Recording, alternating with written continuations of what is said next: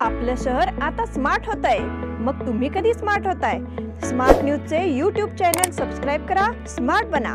नोटिफिकेशनसाठी bell आयकॉनवर click करा. नमस्कार, मी अनुजा पाटील. स्मार्ट न्यूजच्या आजच्या बुलेटिनमध्ये आपले स्वागत करते. सुरुवातीलाच एक नजर आजच्या ठळक घडामोडींवर. तिन्ही सैन्य दलात लागू होणार भरती प्रक्रियेची नवी प्रणाली. अजमेरमधील दर्ग्यात मूळ मंदिर असल्याचा दावा. फुटपाथवरील दुकाने अतिक्रमणे हटवा मोहीम. श्री तुळजाभवानी मंदिरातील भ्रष्टाचार अधिकाऱ्यांवर कारवाईची मागणी. आमदार अभय पाटील यांच्या मत्स्य विभागात झंझावती दौरा. खादरवाडी येथील अनेक युवा कार्यकर्त्यांचा भाजपमध्ये प्रवेश. दिनांक 1 जून रोजी हुतात्मा स्मारक हिंडलगा येथे अभिवादन. सांब्रा रेल्वे स्थानकाची पुनर्बांधणी गतीने. शहर तालुक्यात उद्या ब्लॅकआउट. मुदगा येथे हुतात्मा दिनाबाबत जागृती बैठक.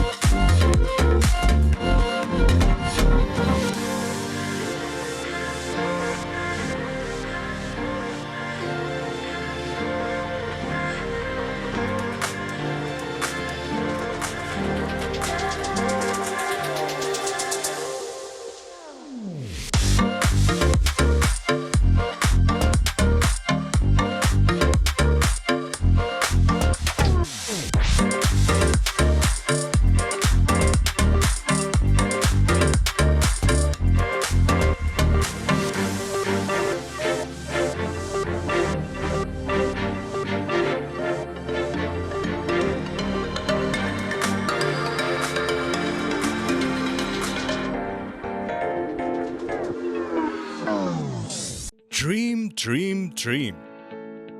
Dream transform into thoughts, and thoughts results in action. We, Earth Kota Career Academy, will help you to achieve your dreams with our best and brightest minds. With smart learning techniques, improving your mental ability and smart problem-solving skills, achieve your dreams with academic and competitive exams like NDA, IIT, JEE, NEET, CET, Junior Scientist, NTSC, KVPY, Olympiad, RMS, RIMC, Sainik School, and classes from 6th to 12th standard, state, CBSE, ICSE. Developing high IQ and personal skills with social, emotional, and mental growth.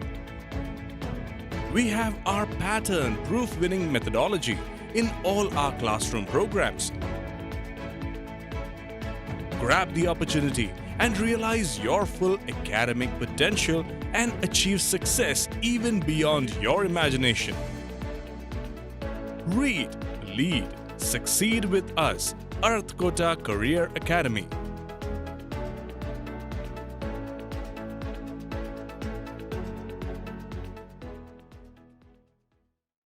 आणि आता पाहूयात सविस्तर बातम्या. Tour of duty Agnipath योजनेअंतर्गत लष्कर, नौदल आणि हवाई दल या तिन्ही सेवांमध्ये भरतीच्या नवीन प्रणालीमध्ये काही बदल करण्यात आले आहेत.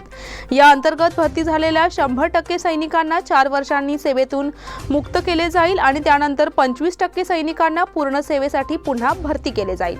टूर ऑफ ड्युटीच्या अंतिम स्वरूपात बरीच चर्चा झाली असून काही नवीन सूचना प्रस्तावित करण्यात आल्याची माहिती उच्च पदस्थ सूत्रांनी दिली आहे. प्रशिक्षणासह 3 वर्षांच्या सेवेनंतर काही टक्के सैनिक निवृत्त केले जातील. काहींना 5 वर्षांच्या कंत्राटी सेवेनंतर काढून टाकले जाईल. पूर्ण मुदतीसाठी केवळ 25% सैनिकांना ठेवले जाईल असा सुरुवातीला प्रस्ताव होता. नव्या प्रस्तावात काही बदल करण्यात आले आहेत. 4 वर्षांच्या सेवेनंतर सर्वजण निवृत्त होतील, मात्र 25% सैनिकांना निवृत्तीनंतर 30 दिवसांच्या आत परत बोलावण्यात येईल.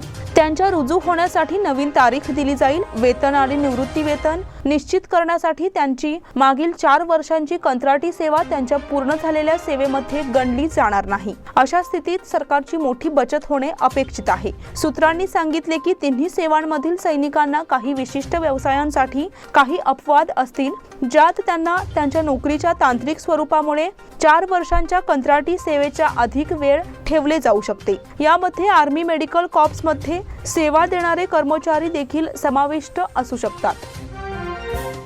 अजमेरमधील दर्ग्यात मूळ मंदिर असल्याचा दावा. वाराणसीतील ज्ञानवापी, मथुरेतील ईदगाह मशिदीनंतर आता राजस्थानातील अजमेर दर्ग्याबाबतही मोठा वाद करण्यात आलाय. मंदिर उद्ध्वस्त करून तिथे अजमेर चिश्ती दर्गा बांधण्यात आला असल्याचा दावा हिंदूवादी संघटन महाराणा प्रताप सेनेने केला आहे. हजरत मोईनुद्दीन चिश्ती दर्ग्याचे भारतीय पुरातत्व विभागाने सर्वेक्षण करण्याची मागणी केली आहे. महाराणा प्रताप सेनेचे राजवर्धन सिंह परमार यांच्या म्हणण्यानुसार दर्ग्यातील भिंती आणि खिडकींवर हिंदू धर्माशी संबंधित चिन्हे आहेत. आता यावरून नवीन वाद सुरू झालाय. राजवर्धन सिंह परमार यांनी दर्ग्याचा सर्वे करण्याची मागणी भारतीय पुरातत्व विभागाकडे केली आहे. महाराणा प्रताप सेनेने केलेल्या दाव्यात काहीही तथ्य नाहीये. दर्ग्यात कोणत्याही प्रकारची चिन्हे नाहीयेत. हिंदू मुस्लिम दोन्ही समाजाचे लोक दर्ग्यात येतात. हा दर्गा 850 वर्षापूर्वीचा आहे, असं खामीद समितीने अंजुमन सय्यद जादगानचे अध्यक्ष मोईन चिश्ती यांनी म्हटलं आहे. फुटपाथवरील दुकाने अतिक्रमणे हटाव मोहीम. बेळगावात शनिवारी वाहतूक पोलीस आणि महानगरपालिकेच्या सहयोगाने फुटपाथवरील अतिक्रमण व्यवसायांच्या विरोधात जोरदार मोहीम उघडण्यात आली. सकाळी सुरू झालेल्या या मोहिमेत सर्व अतिक्रमणे हटवून पादचाऱ्यांना फुटपाथ मोकळे करून देण्यात आले. सर्वोच्च न्यायालयाच्या आदेशानुसार फुटपाथवर कसलीही दुकाने, व्यवसाय असू नयेत असा नियम आहे. मात्र बेळगावातील मध्यवर्ती बस स्थानक सीबीटी परिसरात अनेक वर्षापासून फुटपाथ व रस्त्याकडेला बिनदिक्कत अनेक प्रकारची दुकाने, व्यवसाय थाटण्यात आले आहेत. यामुळे पादचाऱ्यांना नाईलाजाने रस्त्यावरून चालावे लागते. परिणामी रस्त्यावर वाहतूक कोंडी होण्याच्या घटनेत वाढ झाली आहे. याबाबत आमदार अनिल बेनके यांनी फुटपाथवरील दुकाने हटविण्याची सूचना पालिकेला आणि संबंधित अधिकाऱ्यांना केली होती, पण अधिकाऱ्यांनी त्याकडे दुर्लक्ष केले होते. मात्र शनिवारी सकाळपासूनच वाहतूक पोलिसांनी मनपा कर्मचाऱ्यांच्या मदतीने जोरदार मोहीम राबवून फुटपाथवरील दुकाने, अतिक्रमणे हटवली. वाहतूक पोलीस निरीक्षक श्रीशैल गाबी यांनी स्वतःच पुढाकार घेऊन ही मोहीम राबवली. त्यामुळे परिसरातील नागरिकांनी समाधान व्यक्त केले. श्री तुळजाभवानी मंदिरातील भ्रष्टाचारी अधिकाऱ्यांवर कारवाईची मागणी. महाराष्ट्राची आराध्य देवता मानल्या जाणाऱ्या श्री तुळजाभवानी मातेचे मंदिर संस्थान हे शासकीय नियंत्रणात असताना येथे वर्ष 1991 ते वर्ष 2009 या कालावधीत सिंहासन दानपेटीच्या लिलावात कोट्यावधी रुपयांचा अपहार झाला आहे. या संदर्भात हिंदू जनजागृती समितीने हिंदू विधिज्ञ परिषदेच्या माध्यमातून मुंबई उच्च न्यायालयाच्या संभाजीनगर खंडपीठात जनहित याचिका दाखल केली होती. या याचिकेवर निकाल देताना न्यायालयाने सदर प्रकरणात गुन्हे अन्वेषण विभागाचा चौकशी अहवाल सादर करण्यास सांगितला होता. या सीआयडीच्या चौकशी अहवालात अनेक धक्कादायक निष्कर्ष समोर आले आहेत. मात्र हा चौकशी अहवाल सादर होऊन 5 वर्षे होत आली असली तरी दोषींवर अद्यापही कोणतीही कारवाई करण्यात आलेली नाही. महाराष्ट्र शासनाने गांभीर्य दाखवून तात्काळ सर्व दोषींवर FIR दाखल करून त्यांना अटक करावी, तसेच त्यांच्याकडून देवस्थानाच्या लुटीची रक्कम चक्रवाढ व्याजासह वसूल करावी. अन्यथा हिंदू जनजागृती समितीला यासाठी रस्त्यावर उतरून राज्यव्यापी आंदोलन करावे लागेल. तसेच आवश्यकता भासल्यास न्यायालयात जनहित याचिका दाखल करावी लागेल, असा इशारा हिंदू जनजागृती समितीचे महाराष्ट्र आणि छत्तीसगड राज्य संघटक सुनील घनवट यांनी दिला आहे. आमदार अभय पाटील यांचा मच्छे विभागात झंझावती दौरा. बेळगाव दक्षिणचे आमदार अभय पाटील यांनी मच्छे विभागात शनिवारी झंझावती दौरा काढला. या विभागातील नागरिकांच्या समस्या जाणून घेण्यासाठी त्यांनी नागरिकांशी थेट संपर्क साधला, तसेच त्यांच्याशी संवाद साधून त्यांच्या समस्या जाणून घेतल्या. यावेळी सरकारी यंत्रणेचे अधिकारी उपस्थित होते. त्यांना नागरिकांच्या विविध समस्या सोडवण्यासाठी तातडीने सूचना देण्यात आल्या. यावेळी नागरिकांनी या भागातील स्वच्छता, रस्ते आणि इतर समस्यांविषयी आपल्या तक्रारी मांडल्या. या समस्येकडे गांभीर्याने गांभीर्याने लक्ष देऊन त्यांची सोडवणूक करण्याबाबत अभय पाटील यांनी सूचना केल्या। यावेळी भारतनगर, आनंद गल्ली, आंबेडकर गल्ली, गंगा गल्ली, कुरबर गल्ली, पाटील गल्ली, लक्ष्मी गल्ली, बस्ती गल्ली, मारुती गल्ली, लोहार गल्ली, मरगाई गल्ली, कचेरी गल्ली, विजय गल्ली, महादेव गल्ली, ब्रह्मलिंग गल्ली, ब्रह्मलिंग देवस्थान परिसर, शिवशक्ती नगर या भागात अभय पाटील यांनी पाहणी केली। यावेळी त्यांच्या समवेत कार्यकर्ते मोठ्या संख्येने उपस्थित होते।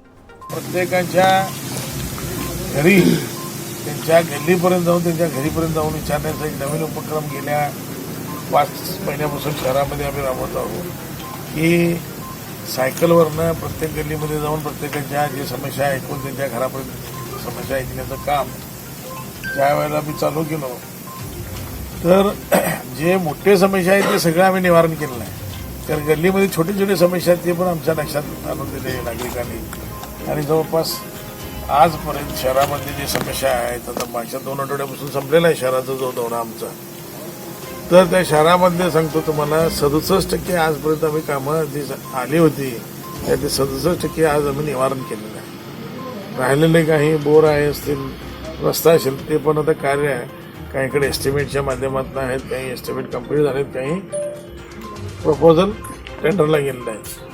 तर येणाऱ्या 4 महिन्यामध्ये जे जे समस्या त्यांनी सांगितले होते ते सगळे समस्या पूर्ण प्रमाणात निवारण होणार आहे। त्या पद्धतीनं मत्स्य पंचायत असेल, पंचायतच्या बाबतीमध्ये मी सांगतो, येळूर असेल, धामणे असेल, पुरणवडी असेल, तर इथं सुद्धा असं प्रत्येक गल्ली गल्ली जाऊन समस्या ऐकण्याचं एक काम करूया म्हणून पहिल्यांदा आपल्या गावापासूनच चालू केलेलं आहे। खादरवाडी येथील अनेक युवा कार्यकर्त्यांचा भाजपमध्ये प्रवेश। भारतीय जनता पक्षाने देशाच्या प्रगतीसाठी मोठे कार्य केले आहे। केंद्रामध्ये पंतप्रधान नरेंद्र मोदी यांच्या नेतृत्वाखालील सरकार देशहितासाठी योग्य निर्णय घेत आहे। त्याचप्रमाणे राज्यातील बसवराज बोम्मई यांच्या नेतृत्वाखाली राज्य सरकार देखील राज्याच्या प्रगतीसाठी सातत्याने विविध योजना राबवित आहे। याचा विचार करून बेळगाव दक्षिण मतदारसंघातील खादरवाडी गावामधील अनेक कार्यकर्त्यांनी भारतीय जनता पक्षात प्रवेश केला आहे। यांचे भारतीय जनता पक्षाच्या वतीने स्वागत करण्यात येत आहे, अशी प्रतिक्रिया बेळगाव दक्षिणचे आमदार अभय पाटील यांनी व्यक्त केली। भारतीय जनता पक्षाने हिताच्या दृष्टीने सातत्याने कार्य केले आहे, त्यामुळे आता मोठ्या प्रमाणात युवा वर्ग भाजपच्या बाजूने उभा राहिला आहे, त्यामुळे आपण या पक्षामध्ये प्रवेश केला आहे, अशी माहिती या युवकांनी कार्यकर्त्यांना दिली। आणि मोदी साहेबांचा जो या देशामध्ये विकास आणि बाकीचे हिंदुत्वाच्या संदर्भामध्ये जी कामं आज भारतीय जनता पार्टीच्या सरकारच्या माध्यमातून चालू आहे, त्याचबरोबर बेळगाव दक्षिण मतदारसंघामध्ये जो विकास आहे ते विकास सोडून आणि या सर्व नेतृत्वांचं एक काम, त्यांचं जो आदर्श हे डोळ्यासमोर ठेवून घेऊन खादरवाडी गावातील अनेक युवक आणि महिला भारतीय जनता पार्टीचा प्रवेश केला। दिनांक 1 जून रोजी हुतात्मा स्मारक हिंडलगा येथे अभिवादन। जून 1986 मध्ये हिंडलगा, बेळगुंदी आणि बेळगाव परिसरात कन्नड सक्ती विरोधी आंदोलन झाले। या आंदोलनात पोलिसांनी केलेल्या गोळीबारात 9 जणांना हौतात्म्य प्राप्त झाले। या हुतात्म्यांना भावपूर्ण आदरांजली वाहण्यासाठी 1 जून 2022 रोजी सकाळी 8:30 वाजता हुतात्मा स्मारक हिंडलगा येथे वेळेवर हजर राहावे, असे आवाहन शहर महाराष्ट्र एकीकरण समितीचे अध्यक्ष श्री दीपक दळवी यांनी केले आहे। सामरा रेल्वे स्थानकाची पुनर्बांधणी गतीने। सामरा रेल्वे स्टेशन रिमोल्डिंग सुरू असून हे काम पूर्ण झाल्यानंतर बेळगाव सामरा रेल्वे मार्गाचे दुहेरीकरण करण्यात येणार आहे। रेल्वे दुहेरीकरण करण्यासाठी रेल्वे स्टेशन मास्टरच्या केबिनमध्ये सिग्नल व्यवस्था बसवावी लागते, त्याचबरोबर रेल्वे स्थानकाची पुनर्बांधणी करावी लागते। आता सामरा रेल्वे स्टेशनची दुरुस्ती हाती घेण्यात आली आहे। येत्या 15 दिवसात हे काम पूर्ण करण्यात येणार आहे। त्यानंतर रेल्वे मार्गाच्या दुहेरीकरणाच्या कामाला प्रारंभ होणार आहे। पुढील महिन्यात हे काम पूर्ण होईल, अशी अपेक्षा रेल्वे विकास निगमचे उपसरव्यवस्थापक ए.व्ही. पाटील यांनी व्यक्त केली। यापूर्वी देसूर ते बेळगाव मार्गाचे दुहेरीकरणाचे काम पूर्ण झाले आहे। यामुळे आता बेळगावमध्ये रेल्वे क्रॉसिंगसाठी थांबावे लागत नाही। आता सामरापर्यंतचे दुहेरीकरणाचे काम पूर्ण झाल्यानंतर देसूर ते सामरा मार्गाचे दुहेरीकरणाचे काम पूर्ण होणार आहे। शहर तालुक्यात उद्या ब्लॅकआउट। ट्रान्सफॉर्मर आणि वाहिनी दुरुस्तीमुळे रविवारी दिनांक 29 रोजी शहर आणि तालुक्यात दिवसभर वीज पुरवठा ठप्प होणार आहे. ऐन साप्ताहिक सुट्टी दिवशी भरनियमन करण्यात येणार असल्यामुळे लोकात संताप व्यक्त होत आहे. औद्योगिक वसाहतीसह शहर आणि तालुक्यातील अनेक गावात रविवारी वीज पुरवठा होणार नाही असे हेस्कॉमने कळवले आहे. काही ठिकाणी सकाळी 9 ते सायंकाळी 5 पर्यंत, काही ठिकाणी सकाळी 9 ते दुपारी 12, तर काही ठिकाणी दुपारी 2 ते सायंकाळी 5 वाजेपर्यंत. हेस्कॉमने दिलेल्या पत्रात रविवारी खानापूर रोड, उद्यमबाग, औद्योगिक वसाहत, राणी चन्नम्मा नगर, 3रे रेल्वे फाटक परिसर, वसंत विहार नगर, सुभाषचंद्र कॉलनी, उत्सव हॉटेल परिसर, डच औद्योगिक वसाहत, अरुण इंजिनिअरिंग, GRT, देवेंद्र नगर येथे वीज पुरवठा होणार नाही असे कळवले आहे. मुदगा येथे हुतात्मा दिनाबाबत जागृतीसाठी बैठक. सीमा भागात मराठी माणसांचे अस्तित्व टिकून राहायचे असेल तर संघटितपणे लढा देणे आवश्यक आहे. मराठी कागदपत्रे मिळविणे हा आमचा हक्क आहे. त्यामुळे आम्ही एकजुटीने प्रशासनाला जाब विचारावा लागणार आहे. त्यासाठी महाराष्ट्र एकीकरण समितीच्या झेंड्याखाली एकत्र या असे आवाहन RM चौगुले यांनी केले. मुदगा येथे मराठी कागदपत्रांसाठी मोर्चा आणि हुतात्मा दिनाबाबत जागृतीसाठी झालेल्या बैठकीच्या अध्यक्षस्थानी तालुका पंचायत माजी सदस्य शामराव पाटील होते. कार्यकर्त्यांना मार्गदर्शन करण्यासाठी मध्यवर्ती महाराष्ट्र एकीकरण समितीचे कार्याध्यक्ष माजी आमदार मनोहर किणेकर, माजी महापौर शिवाजी सुंडकर, ॲडव्होकेट सुधीर चव्हाण उपस्थित होते. हुतात्मा दिनाच्या निमित्ताने मराठी भाषिकांनी बहुसंख्येने उपस्थित राहत आपली एकजूट दाखवून द्यावी आणि सीमा लढ्याला बळकटी द्यावी असे आवाहन यावेळी माजी आमदार किणेकर यांनी केले. आता वेळ झाली आहे छोट्याशा विश्रांतीची. तुम्ही पाहत रहा स्मार्ट न्यूज.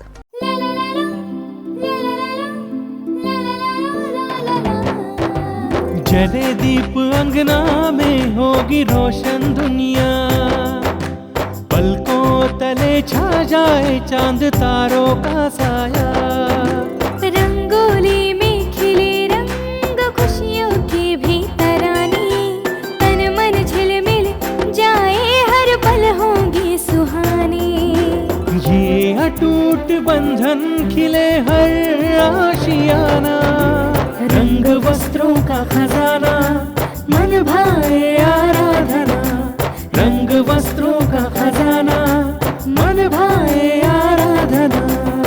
आराधना मारुति गली बेलगाम. मन भाए आराधना. बेलगाम वासियों के पसंद में उतरा उड़ान बार एंड रेस्टोरेंट.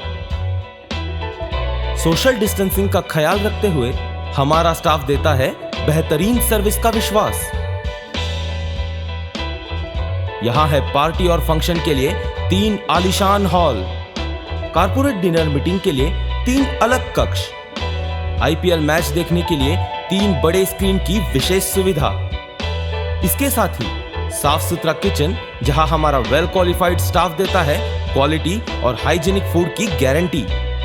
तो फिर खाने की हो बात तो आना परिवार के साथ. उड़ान बार एंड रेस्टोरेंट, लिंगराज कॉलेज के पास, बेलगावी. फोन 0831 2435 विश्रांतीनंतर पुन्हा एकदा आपले स्वागत. दावोस येथील आर्थिक शिखर परिषद कर्नाटकासाठी फायदेशीर ठरली. राज्यात 59,350 कोटींची गुंतवणूक निश्चित झाल्याची माहिती मुख्यमंत्री बसवराज बोम्मई यांनी दिली. दावोस येथून परतल्यानंतर ते पत्रकारांशी बोलत होते. ते म्हणाले, या परिषदेमध्ये जागतिक उद्योजक सहभागी झाले होते. त्यांच्याशी चर्चा करून गुंतवणुकीसाठी आवाहन करण्यात आले. 2 कंपन्यांशी 52,000 कोटींच्या गुंतवणुकीविषयी करार करण्यात आले. जगातील मोठ्या कंपन्यांनी कर्नाटकात उद्योग स्थापन करण्यासाठी दाखवलेला विश्वास महत्त्वाचा आहे. रेन्यू पॉवर फ्राय लिमिटेड कंपनीशी 50,000 कोटींच्या गुंतवणुकीचा करार झाला आहे. पुढील 7 वर्षात पुनर्निर्मितीक्षम ऊर्जा, स्टोरेज, हायड्रोजन बॅटरी तयार करण्याचा कारखाना सुरू करण्याचा उद्देश आहे. 2 टप्प्यांमध्ये ही योजना जारी करण्यात येणार आहे. अभियंत्याच्या घरातून अर्धा किलो सोने चोरी. नानावाडी रोड येथील अभियंत्याचे बंद घर फोडून अर्धा किलो सोन्याच्या दागिन्यांसह 1 किलो चांदी व 50,000ची रोकड चोरट्यांनी लांबवली. शुक्रवारी सकाळी 7:30च्या सुमारास ही घटना उघडकीस आली. या प्रकरणी सूरज मल्लाप्पा मासेकर, मूळ राहणार कलखांब, सध्या राहणार मराठा कॉलनी नानावाडी रोड यांनी टिळकवाडी पोलिसात फिर्याद दिली आहे। याबाबत पोलिसांनी दिलेली माहिती अशी की सूरज मासेकर हे मेकॅनिकल इंजिनियर असून ते बाहेरगावी नोकरीला असतात। सध्या ते बेळगावला आले असून नानावाडी रोड येथे चाळीत त्यांचे भाडोत्री घर आहे। खानापूर येथे पुण्यतिथी कार्यक्रमासाठी गुरुवारी 26 मे रोजी ते घराला कुलूप लावून तिकडे गेले होते। शुक्रवारी सकाळी त्यांच्या घराचा दरवाजा उघडा दिसला। मासेकर कुटुंबीय तर घरी नाहीत, मग हा दरवाजा उघडा कसा असा संशय त्यांना आला। त्यांनी तातडीने सूरज मासेकर यांच्याशी संपर्क साधून ही माहिती दिली। मासेकर यांनी घरी येऊन पाहणी केली असता घराचा दरवाजा तोडून चोरट्यांनी कपाटातील सर्व सोन्या चांदीचे दागिने व रोकड चोरी झाल्याचे निदर्शनास आले। घटनेची माहिती मिळताच टिळकवाडीचे निरीक्षक राघवेंद्र हवालदार यांनी सहकाऱ्यांसह घटनास्थळी भेट दिली। कडोली पुलाच्या बांधकामाची पाहणी।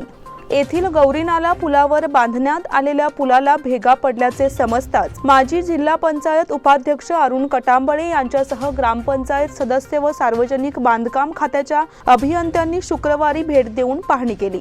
संबंधित कामाच्या ठेकेदाराला सूचना देऊन त्वरित दुरुस्ती करण्याचा आदेश बजावण्यात येणार असल्याचे सांगण्यात आले। त्याचबरोबर आमदार सतीश जारकीहोळी यांनीही निकृष्ट दर्जाच्या कामाची छायाचित्रे पाहून ठेकेदाराला बोलावून सूचना देण्याचे बजावले। गौरी नाल्यावर दरवर्षी पुराचे पाणी येते, यामुळे कडोलीच्या पुढे असणाऱ्या गावांचा संपर्क तुटतो। परिणामी पूल उभारण्याची मागणी करण्यात आली होती। याची दखल घेत आमदार सतीश जारकीहोळी यांनी 85 लाखांचा निधी मंजूर केला होता। यातून पुलाची उभारणी करण्यात येणार आहे। यावेळी सार्वजनिक बांधकाम खात्याचे अभियंता संतोष जाधव नाईक यांनी पाहणी केली। रस्ता कामाच्या निकृष्ट कामाची पाहणी करण्यात आली। यावेळी सार्वजनिक बांधकाम खात्याच्या अधिकाऱ्यांनी संबंधित कामाच्या ठेकेदाराला याबाबत माहिती देऊन पूल दुरुस्ती करण्यास बजावण्यात येईल अशी माहिती दिली।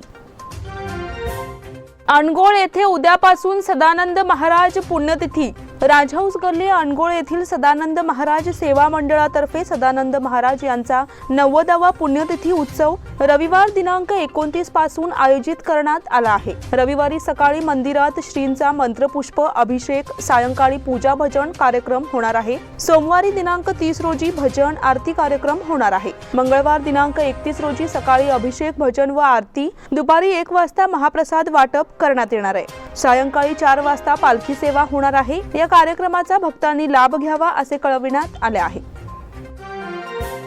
हिंदी लेखिका गीतांजली श्री यांना आंतरराष्ट्रीय बुकर पुरस्कार जाहीर। भारतीय भाषिक कादंबरीच्या अनुवादाला आंतरराष्ट्रीय बुकर पारितोषिक मिळण्याचा ऐतिहासिक क्षण गुरुवारी हिंदी लेखिका गीतांजली श्री यांच्या पुस्तकामुळे लाभला। त्यांच्या रेत समाधी या कादंबरीचा डेझी रॉकवेल यांनी केलेला टूम्ब ऑफ सँड हा अनुवाद पुरस्कारासाठी निवडण्यात आला। आंतरराष्ट्रीय स्तरावर गाजत असलेले समकालीन पोलिश, दक्षिण कोरियाई आणि जपानी साहित्यिकही या पुरस्काराच्या स्पर्धेत होते। समकालीन आजच्या वगैरे परिस्थितीवर भाष्यभिष्य करण्याच्या फंदात अजिबात न पडता गोष्टीत रमवणारी अशी ही कादंबरी आहे।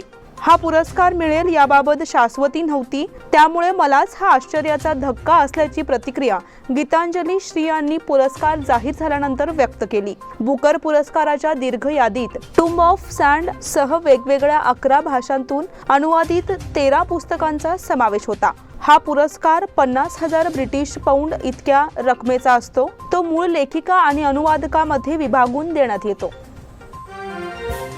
गांधीनगर श्री गणेश नरसिंह मंदिर ट्रस्टच्या वतीने धार्मिक कार्यक्रम संपन्न। दुर्गामाता रोड गांधीनगर येथील श्री गणेश नरसिंह मंदिर ट्रस्टच्या वतीने शनिवारी विविध धार्मिक कार्यक्रमांचे आयोजन करण्यात आले होते। यामध्ये भाविक मोठ्या संख्येने सहभागी झाले होते। या ट्रस्टतर्फे शनिवारी सकाळी गणहोम आणि पूजन कार्यक्रम पार पडला। सिद्धार्थ वासुदेव मोदगेकर व ज्योती सिद्धार्थ मोदगेकर यांच्या हस्ते गणहोम करण्यात आला। आज शनिवारी रात्री महाप्रसाद आयोजित करण्यात आलेला आहे। तरी बेळगावकरांनी महाप्रसादाचा लाभ घ्यावा असे आवाहन यावेळी करण्यात आले। वैश्य समाजाचे गुरु वामनाश्रम स्वामीजी यांची समादेवी देवस्थानाला भेट। राजाराम महाराज, पांडुरंग महाराज मूर्ती प्रतिष्ठापना महोत्सवानिमित्त बेळगावात दाखल झालेले वैश्य समाजाचे गुरु वामनाश्रम स्वामी यांनी शुक्रवारी दिनांक 27 रोजी समादेवी मंदिराला भेट दिली। दुपारी 12 वाजता मंदिरात आगमन झाल्यानंतर स्वामीजींच्या हस्ते देवीची पूजा झाली. त्यानंतर समादेवी संस्थान सभागृहात त्यांनी समाजाला संबोधन केले. कारवार जिल्ह्यातील हळदीपूर येथील मठ हा वैश्य समाजाच्या मठांपैकी महत्त्वाचा मठ आहे. काशी येथे त्या काळी असलेल्या जमिनींपैकी काही भागावर आज वैश्य समाजाचा हक्क असून येथे गुरुमठ उभारण्याचा संकल्प करण्यात आला आहे. याच्या जनजागृतीसाठी केरळ ते काशीपर्यंत पदयात्रा करणार आहे. येत्या नवरात्रीला पदयात्रेची सुरुवात करून अक्षय तृतीयेला पदयात्रा काशी येथे पोहोचेल अशी माहिती त्यांनी दिली. कार्यक्रमाला वैश्य समाज बांधव भगिनी मोठ्या संख्येने उपस्थित होत्या. दरम्यान राजाराम महाराज पांडुरंग महाराज मूर्ती प्रतिष्ठापना महोत्सवानिमित्त गोवावेस येथील समाधी स्थळावर मंगळवारी व बुधवारी धार्मिक कार्यक्रम झाले. बेळगावात यापुढे विशेष वाहन तपासणी मोहीम. शहरात वाढणाऱ्या गुन्हेगारीच्या पार्श्वभूमीवर पोलीस खाते सतर्क झाले आहे.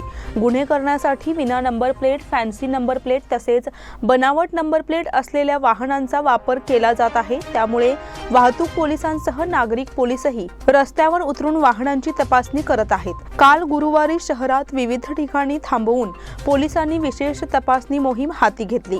यावेळी दंडात्मक कारवाईही करण्यात आली. गेल्या काही दिवसांपासून शहर उपनगर आणि ग्रामीण भागात मोठ्या प्रमाणात चोरीच्या घटना घडत आहेत. काही मिनिटातच आपला डाव साधून चोरटे पसार होत आहेत. यासाठी चोरट्यांकडून विना नंबर प्लेट आणि बनावट नंबर प्लेट असलेल्या मोटरसायकलीचा वापर केला जात असल्याचे समोर आले आहे. पोलिसांनी ही बाब गांभीर्याने घेतली आहे. शहरात विविध ठिकाणी थांबून पोलीस वाहनांची तपासणी करत आहेत. त्यामुळे कागदपत्रके नसलेल्या वाहन चालकांचे धाबे दणाणले आहेत. विशेष वाहन तपासणी यापुढेही सुरूच राहणार आहे.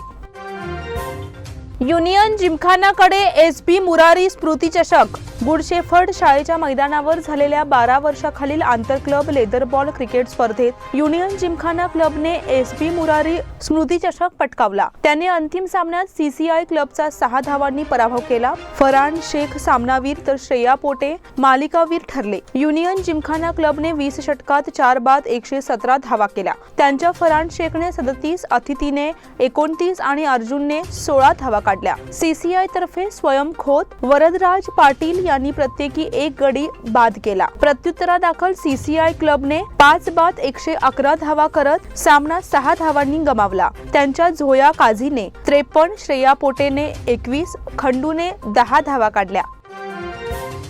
रिधिमा वीरेंद्र कुमार हिने राष्ट्रीय विक्रम मोडला. केएलई विद्यापीठ, कर्नाटक राज्य जलतरण संघटना आणि स्थानिक स्विमर्स क्लब व ॲक्वेरियर्स क्लब आयोजित कर्नाटक राज्यस्तरीय उपकनिष्ठ तसेच कनिष्ठ जलतरण अजिंक्यपद स्पर्धा 2022च्या 3ऱ्या दिवशी बेंगळूरच्या बसवनगुडी ॲक्वेटिक सेंटरची जलतरणपटू रिधिमा वीरेंद्र कुमार हिने 50 व 100 मीटर बॅकस्ट्रोक शर्यतीमध्ये नवे राष्ट्रीय विक्रम प्रस्थापित केले आहेत. सुवर्ण JNMC जलतरण तलावामध्ये आयोजित या राज्यस्तरीय जलतरण स्पर्धेच्या काल शुक्रवारी 3ऱ्या दिवशी बेंगळूरच्या बसवनगुडी ॲक्वेटिक सेंटरची जलतरणपटू रिधिमा वीरेंद्र कुमार हिने 50 मीटर बॅकस्ट्रोक मध्ये 29.77 सेकंद वेळ नोंदवत नवा राष्ट्रीय विक्रम नोंदवला. त्याचप्रमाणे 100 मीटर बॅकस्ट्रोक मध्ये देखील नवा राष्ट्रीय विक्रम प्रस्थापित करताना तिने ही शर्यत 1 मिनिट 4.60 सेकंदात पूर्ण केली. अशा प्रकारे बेळगावमध्ये सुरू असलेल्या राज्यस्तरीय स्पर्धेत 2 राष्ट्रीय विक्रम नोंदवले गेले आहेत.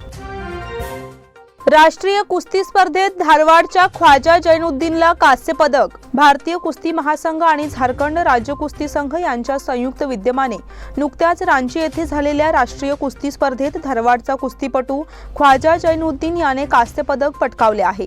दावणगेरे क्रीडा वसतिगृहाचे प्रशिक्षक विनोद कुमार आणि शिवानंद मलिक यांच्याकडे तो प्रशिक्षण घेत आहे.